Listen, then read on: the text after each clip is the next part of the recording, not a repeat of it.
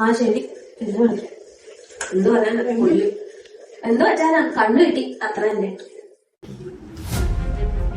കണ്ണു കിട്ടുക അഥവാ ഈവിളായി, ഇതിന്റെ അനുഭവം ഉള്ളവരായിരിക്കും നമ്മളിൽ പലരും. ശരിക്കും എന്താണ് ഈ ഈവിളായി?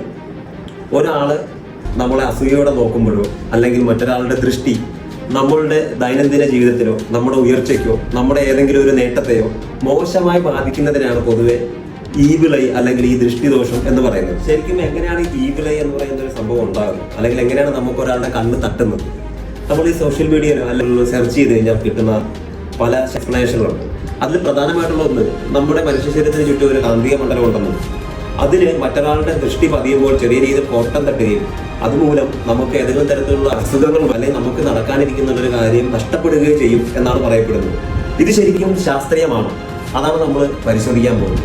ശാസ്ത്രീയപരമായി ഈ കണ്ണ് തട്ടലിന് യാതൊരു അടിത്തറയുമില്ല എന്നുള്ളതാണ് വസ്തുത. എങ്ങനെയാണ് ഇത് ഒരു ശാസ്ത്രീയമായി മാറിയത്, അല്ലെങ്കിൽ ഇത് ശാസ്ത്രമാണ് പലരും വാദിക്കുന്നത്? അതിനെ നമ്മൾ സ്യൂഡോ സയൻസ് എന്നാണ് പറയുന്നത്.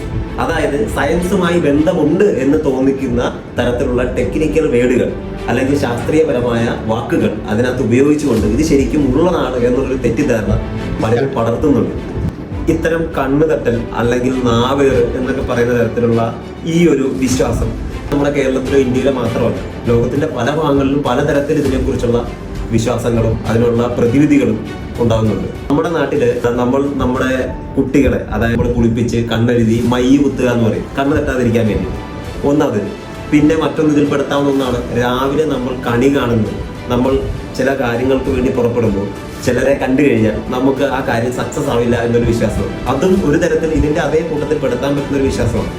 അതേപോലെ തന്നെ നമുക്ക് ഒരു നല്ല കാര്യത്തിന് പോകുമ്പോൾ പൂച്ച വട്ടം ചാടുക തുടങ്ങിയുള്ള വിശ്വാസങ്ങൾ. അങ്ങനെ പൂച്ച വട്ടം ചാടിയാൽ, പ്രത്യേകിച്ച് കറുത്ത പൂച്ച വട്ടം ചാടി കഴിഞ്ഞാൽ ആ കാര്യത്തിന് പോകണ്ട, നടക്കില്ല, അല്ലെങ്കിൽ നമുക്ക് അപകടം ഉണ്ടാകും എന്ന തരത്തിലുള്ള അന്ധവിശ്വാസങ്ങൾ പൊതുവെ വെച്ച് പുലർത്താറുണ്ട്.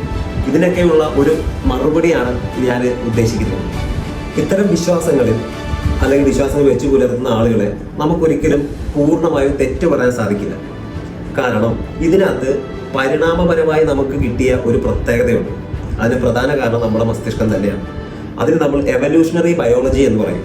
കാരണം ഒന്നിനും പ്രത്യേകിച്ച് ഒരു കാരണമില്ലാതെ ഒന്നും നടക്കില്ല എന്നുള്ള ഒരു വിശ്വാസം. അതായത് ഒന്നും ഇല്ലാതെ, ഒരു കാരണവുമില്ലാതെ എൻ്റെ ബിസിനസ് നശിക്കുന്നു, എൻ്റെ നല്ല കാര്യങ്ങൾ മുടങ്ങുന്നു, എനിക്ക് ബുദ്ധിമുട്ടുകൾ വരുന്നു, എനിക്ക് അസുഖങ്ങൾ വരുന്നു എന്ന് പറയുന്നതിനേക്കാൾ വളരെയധികം ലളിതമാണ് ഒരു കാരണം നമ്മൾ അതിന് കണ്ടെത്തി കഴിഞ്ഞു.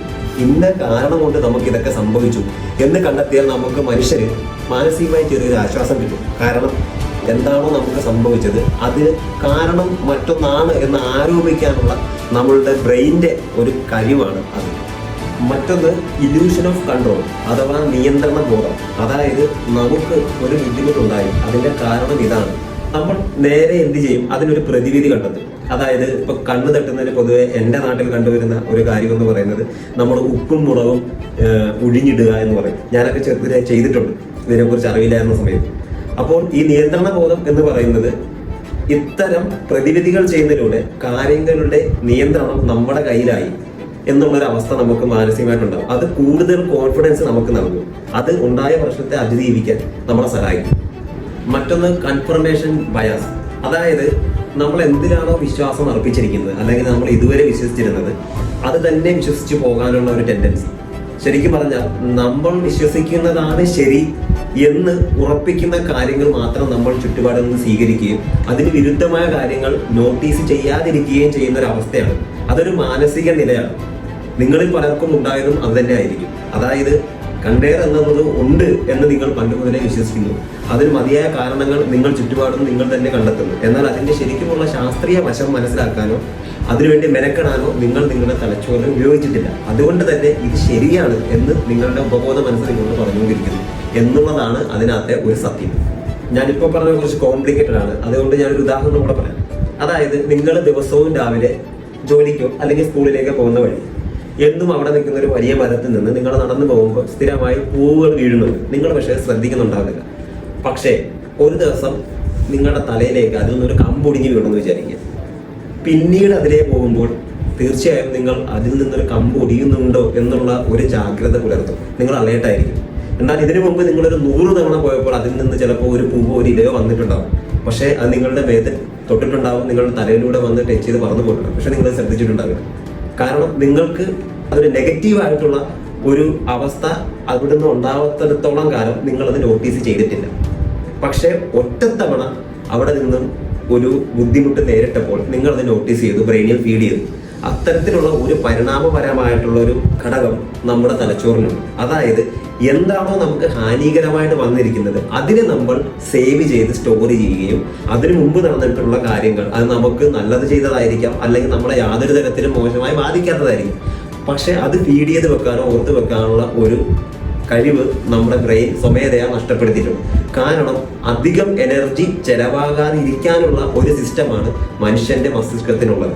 എന്തായാലും ഈ വിളയെ കുറിച്ചുള്ള എൻ്റെ ഈ എക്സ്പ്ലനേഷൻ വീഡിയോ നിങ്ങൾക്ക് ഉൾക്കൊള്ളാൻ പറ്റിയിട്ടുണ്ടോ എന്നുള്ളത് ദയവായി കമന്റ് ചെയ്യും. അതോടൊപ്പം തന്നെ ഇത്തരം അനുഭവങ്ങൾ നിങ്ങൾക്ക് ഉണ്ടായിട്ടുണ്ടെങ്കിൽ അതും കമന്റ് ചെയ്യും.